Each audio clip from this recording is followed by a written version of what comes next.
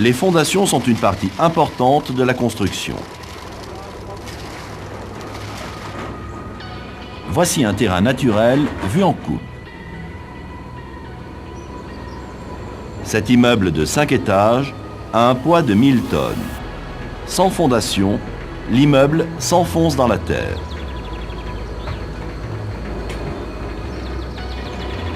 Voici un terrain avec talus.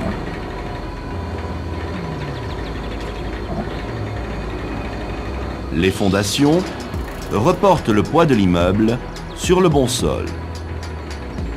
Les fondations sont classées en 3 catégories. La première catégorie est composée de fondations superficielles, des semelles filantes,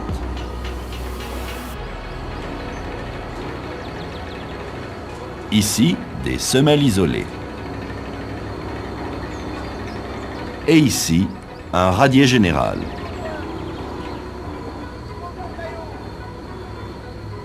La deuxième catégorie de fondation est une fondation semi-profonde, ici des puits.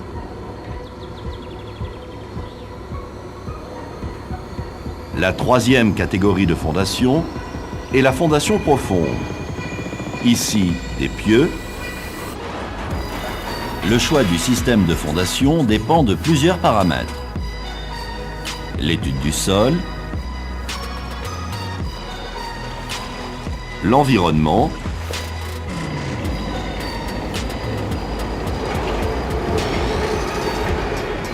le type de l'ouvrage et son utilisation. Le rapport de sol permet de connaître la constitution du terrain.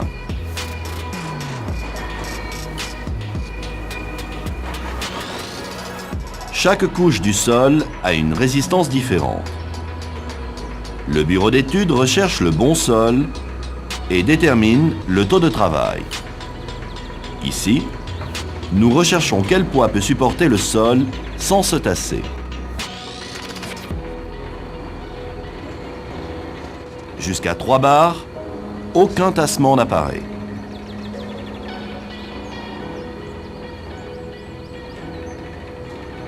Le sol se tasse à partir de 3 bars, c'est-à-dire 3 kg au centimètre carré. Une cote d'ancrage est définie par rapport à cette mesure.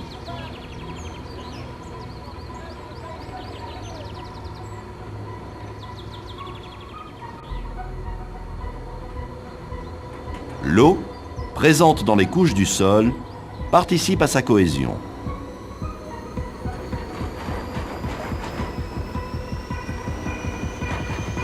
Ce bâtiment traverse une nappe d'eau.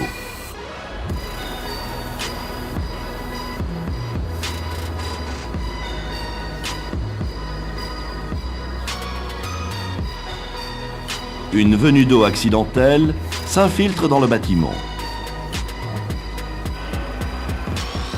Un pompage excessif et prolongé aspire l'eau en entraînant les fines, ce qui modifiera la cohésion du terrain.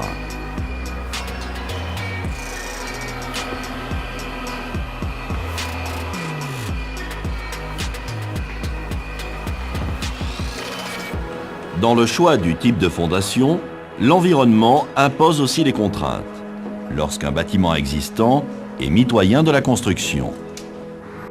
Lorsqu'un bâtiment est construit sur un terrain en pente. Lorsqu'un immeuble est situé près d'un cours d'eau ou à proximité d'un réseau de chemin de fer. D'autres critères influent également sur le système de fondation. Un immeuble de grande hauteur. Un ouvrage enterré ou la méthode de réalisation, ici, un chantier réalisé en top.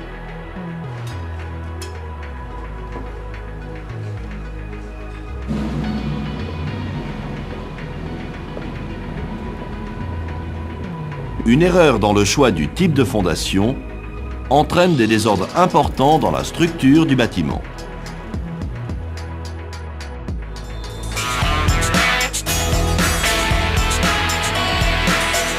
Terrassement des fouilles en rigole.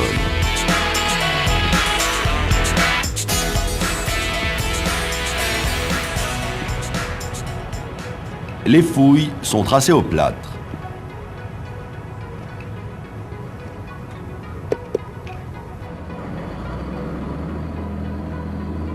Le godet est choisi en fonction de la largeur de la fouille.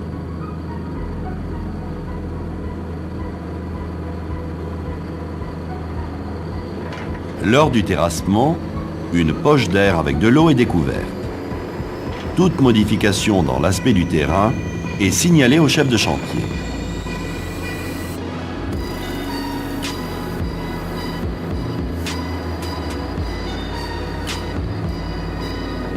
La profondeur est contrôlée. Cette profondeur respecte la cote hors gel.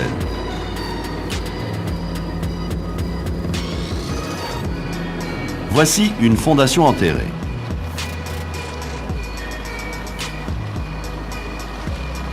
Sous l'action du gel, l'eau contenue dans le sol gonfle la terre, augmente le volume et fait monter l'ouvrage. Le dégel fait redescendre l'ouvrage.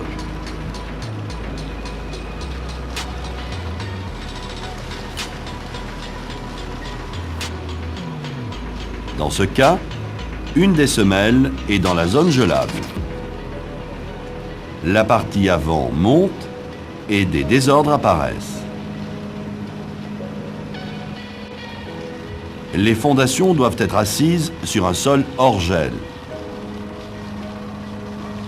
Cette cote de profondeur varie en fonction des zones géographiques. Ici, la cote hors gel est de moins 80 cm.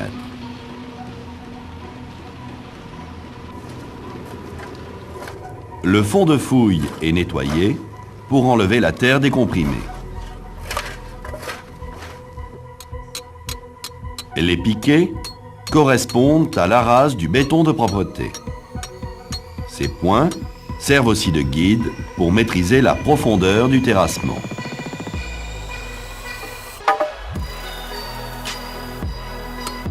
Le fond de la forme doit être plan et propre. Les bords de fouille sont fragiles.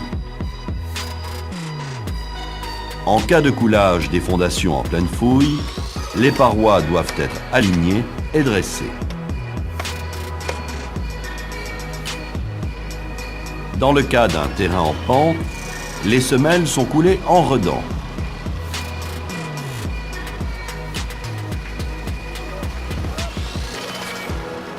Le béton de propreté est coulé immédiatement après le terrassement pour empêcher la décompression du sol. Le béton de propreté est nivelé. Un débroussaillage peut être nécessaire avant d'implanter les fondations. C'est bon ?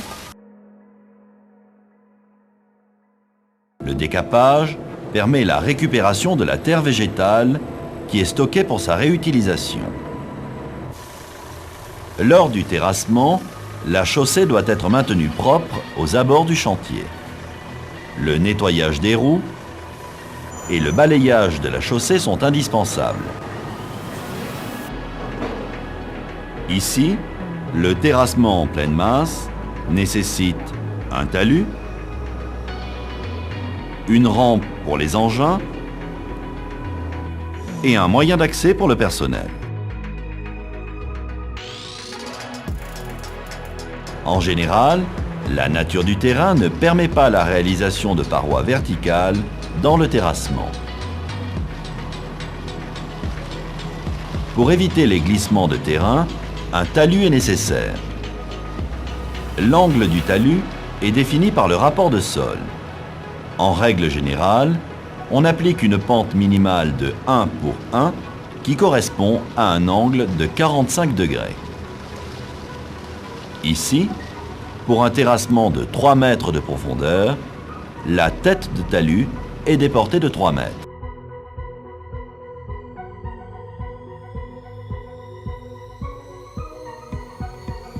Pour un terrassement en pleine masse, les pieds des talus sont tracés en retrait de l'ouvrage à au moins 1,50 m.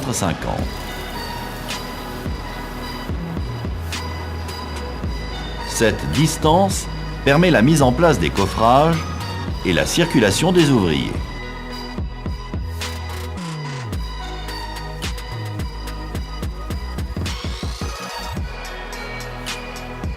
Les garde-corps sont posés en retrait par rapport à la tête de talus.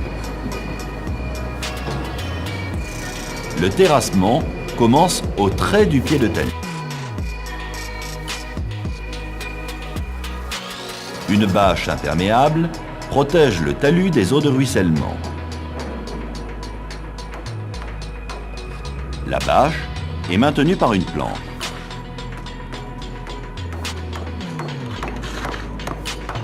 Un merlon de terre fixe la bâche en partie basse. La réalisation d'une rigole en tête de talus recueille les eaux de ruissellement.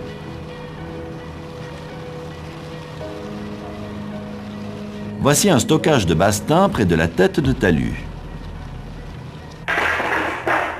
La charge fait glisser le terrain. Tout stockage près de la tête de talus est interdit.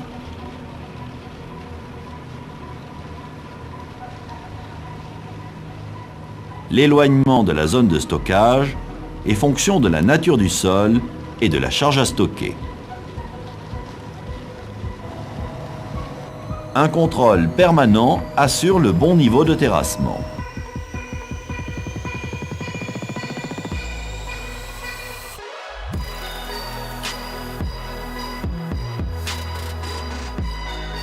Il est dangereux de travailler ou d'être présent autour des engins. Il est interdit de se tenir dans la zone d'action de l'engin. Lors du terrassement, il convient d'être vigilant en présence de réseaux ou d'ouvrages enterrés.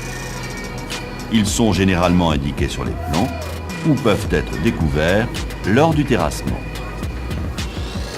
Les réseaux enterrés sont en général repérés par un grillage avertisseur.